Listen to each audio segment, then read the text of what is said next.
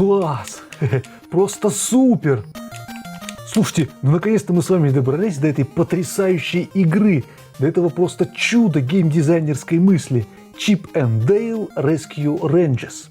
Напомню, что эта игра основана на 65-серийном мультсериале компании Disney, повествующем о команде спасателей, ну или рейнджеров в оригинале, состоящей из двух бурундуков Чипа и Дейла, двух мышей Гаечки и Рокки и зеленой мухи Вжика, которые помогали людям и животным в их непростых жизненных ситуациях. Щенкатам найти, ну или поднять со дна морского пиратский корабль. Гаечка и такое может. Да, я по-прежнему называю диснеевских персонажей их российскими именами, ввиду того, что у мультсериала, по мотивам которого была сделана эта видеоигра, имеется официальная локализация на русский язык с понятными и привычными нам именами.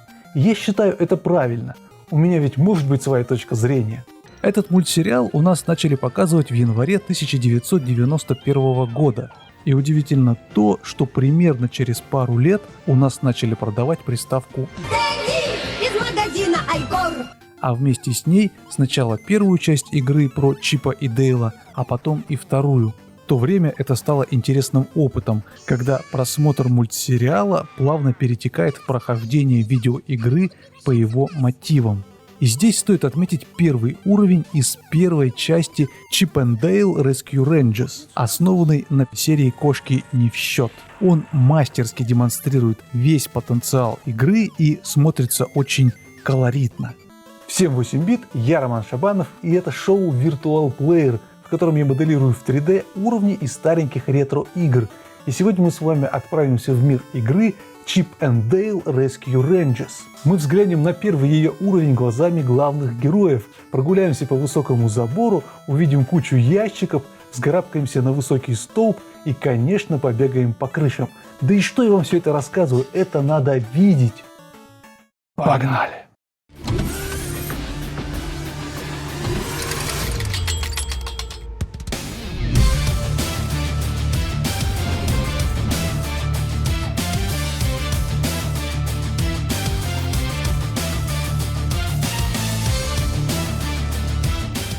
В начале игры мы оказываемся посреди улицы на фоне огромного забора и пары американских таунхаусов.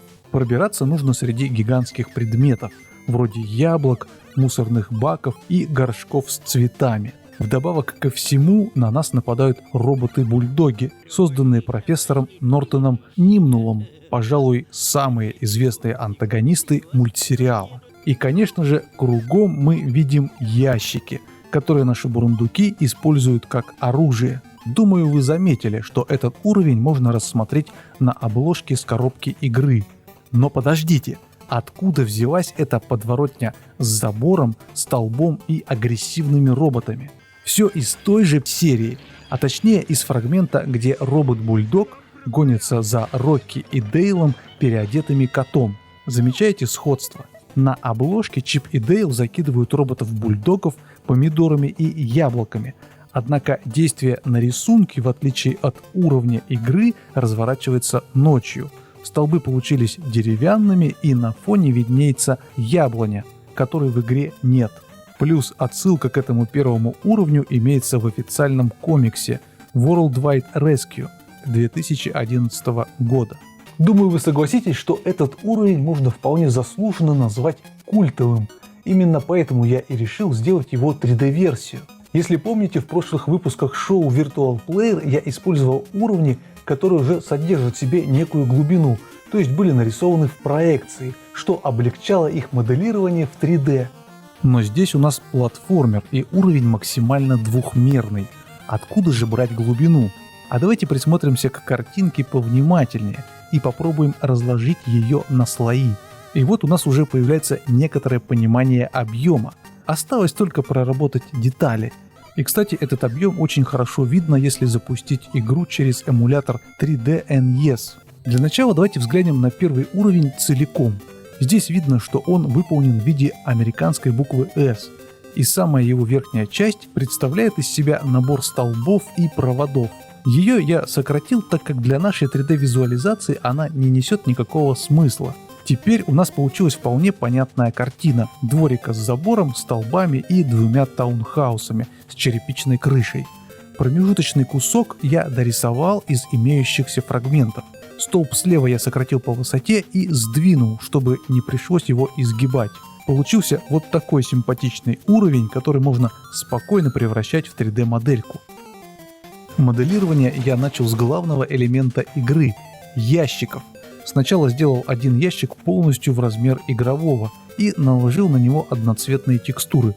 Получилась точная 3D-копия, и сначала я хотел сделать все текстуры пиксельными, как в игре, но смоделировав полку для цветов и наложив на нее такую текстуру, я понял, что получается неубедительно. И тогда я решил полностью уйти от пиксельных текстур и заменить их мультяшными, с сохранением цвета. Затем я сделал мусорный бак. В 3D он выглядел очень забавно, потому что излишне вытянут вверх. Я наложил на него текстуру потертого металла, и в целом такая стилистика мне понравилась, потому что имеется сходство с рисованными фонами мультсериала. Дальше уже было дело техники. Я сделал горшки с цветами и кактусами, наливное яблочко. Призы-цветочки получились в виде вот таких квадратных иконок. Дома имеют достаточно простую геометрию, а вот с крышами пришлось помучиться. Единственное, с черепицей я решил немного упростить работу и сделал ее плоскими текстурами. Еще из интересного столбы. У них пришлось сделать вот такие круглые платформы, которые в оригинале меньше. Все потому, что сами столбы стоят ближе к зрителю, чем крыши, и провода, соединяющие их, нужно было направлять по диагонали. Поэтому, чтобы без проблем перейти к проводам, потребовалась вот такая круглая платформа. Еще мне нравится, как получились вот эти предохранители на столбах. Ну или что это? Они сделаны точно в размер и в объеме смотрятся очень интересно. Сами дома я полностью опоясал забором и сделал им вот такой красивый рисованный газончик. Для тротуара я подобрал брусчатую текстуру, которая максимально похожа на пиксельный оригинал. Дальнее окружение я сделал на основе городского фона, взятого из мультсериала, и добавил к нему облака. Враги и главные герои традиционно получились пиксельными, как в игре. Для начала давайте сделаем прямое сравнение, разместив камеру в 3D-модели в том же ракурсе, что и в игре.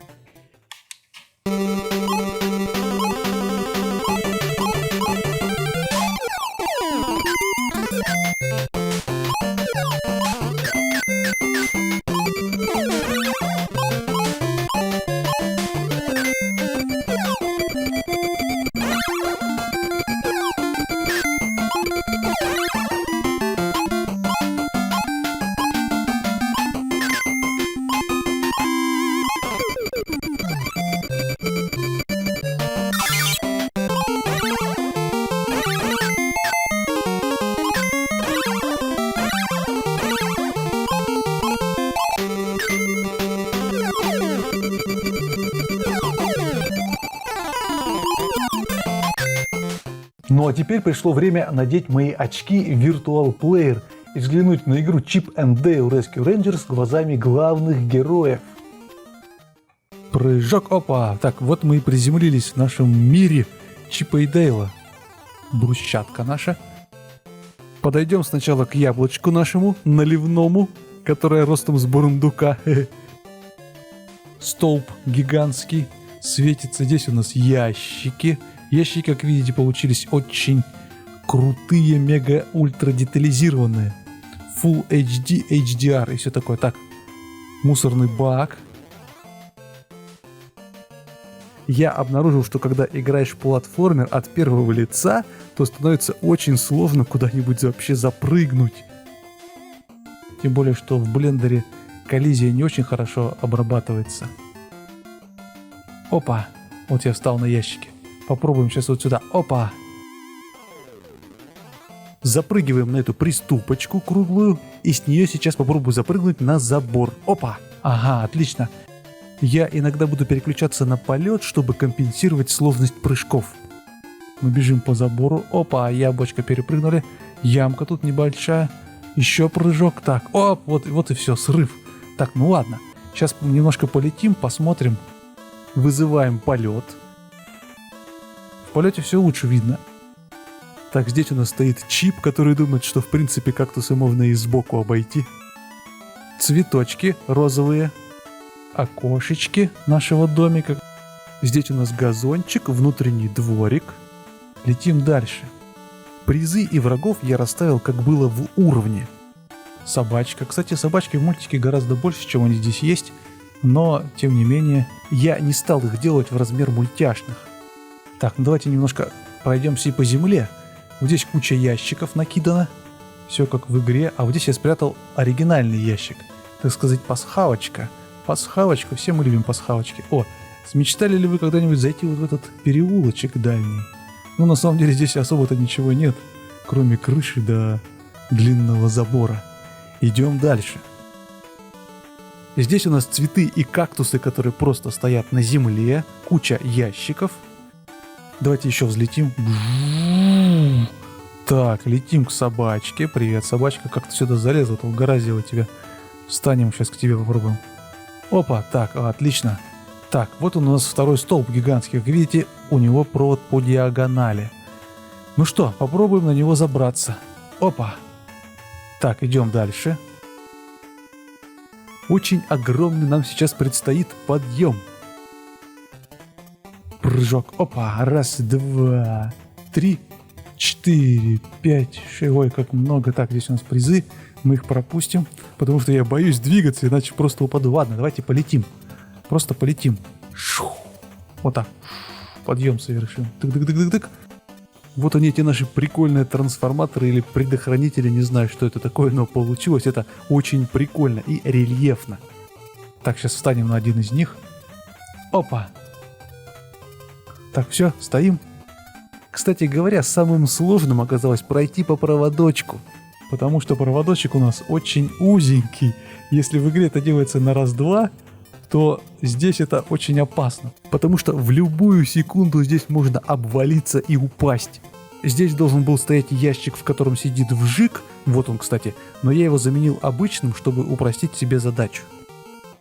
Спрыгиваем. А вот и злобная мышь, которая шастает тут у нас по крыше. Идем дальше. Так, черепица. Ну, как видите, с этой стороны вскрывается ее подноготная, что она на самом деле не трехмерная, а просто плоская. Но, тем не менее, кстати, можно даже пройтись по этой черепице. Чего в игре сделать нельзя. Запрыгнем.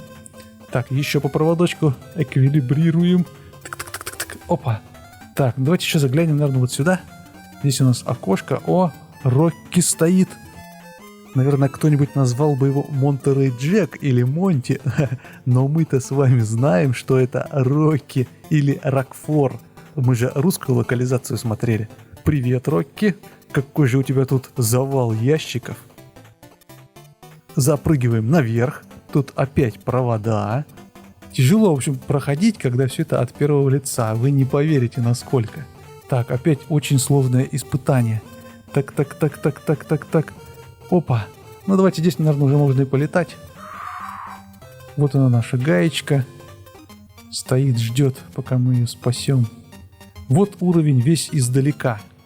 Очень такая крутая получилась подворотня. С двумя домиками. Немножко давайте покружим, уже полетаем, рассмотрим получше. На этом можно закончить. Напомню, что я выложу эту 3D-модельку на сайте Sketchfab. Ссылка будет в описании к видео, чтобы вы тоже могли здесь погулять. А теперь пара кинематографических кадров.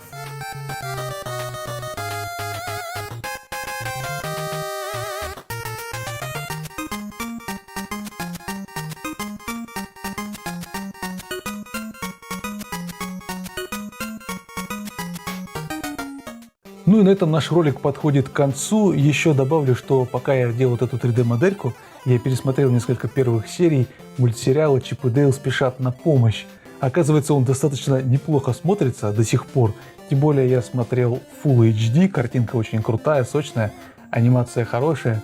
И он также круто выглядит, как и в детстве. Единственное, что персонажи сейчас смотрятся более интересно, потому что, например, Рокки, который там постоянно травит какие-то байки из прошлого, что он где-то там в Австралии гулеванил, или там во Франции у него была обезьянка знакомая. Это все напоминает моего батю, который тоже обожает какие-то истории рассказывать из армейской жизни. Гаечка, она, конечно же, все такая же милая, но она показалась мне какой-то немножко отстраненной, потому что у нее на уме всегда какие-то только механизмы, и там Чип и Дейл ей оказывают знаки внимания, но она их всех игнорирует, просто потому что у нее есть механизмы, которые надо ремонтировать, и она ими только и занимается. Ну и Чип и Дейл, как бы сами два персонажа, они очень круто подходят друг к другу. Чип такой серьезный, а Дейл, наоборот, несерьезный, и они идеально друг друга уравновешивают. И получается такая очень крутая команда, за которой очень интересно наблюдать. Но при этом сам сюжет, и точнее сюжетные повороты, они выглядят порой просто комически. Ну вот такой пример. Там злодей хочет зарубить собаку мечом. Вот он замахивается, и чтобы его остановить, спасатели просто берут щит, кидают его, этот щит катится, встает напротив собаки, и он начинает рубить и бьет по этому щиту вот так. И такой и падает. Какова вероятность того, что они, бросив щит, могли бы именно вот так вот во время удара остановить меч? Такие моменты, конечно, очень сильно удивляют, но понятно, что когда в детстве мы это смотрели, то это казалось, ну, как бы нормально. Просто очень ловкие ребята. Но, тем не менее, понятно, что мультсериал детский, и как-то все равно наблюдать за этим интересно, потому что команда такая колоритная, и даже Вжик, который не разговаривает, все равно как-то на себя внимание привлекает. Тут стоит отдать уважение вот этим аниматорам и создателям этого сериала, что они смогли вот такую команду очень крутую подобрать. В общем, рекомендую вам тоже пересмотреть, ну, хотя бы несколько серий. Тем более, что Full HD, картинка крутая, я, наверное, даже, может быть, ссылку оставлю в описании. Так что пересмотрите обязательно. Ну и, конечно же, не забывайте подписываться на канал, ставить лайки, писать комментарии. Обязательно поддержите меня на сервисе Boosty. Это очень важно для развития канала. Ну и все, пожалуй, на этом закончим. Еще увидимся.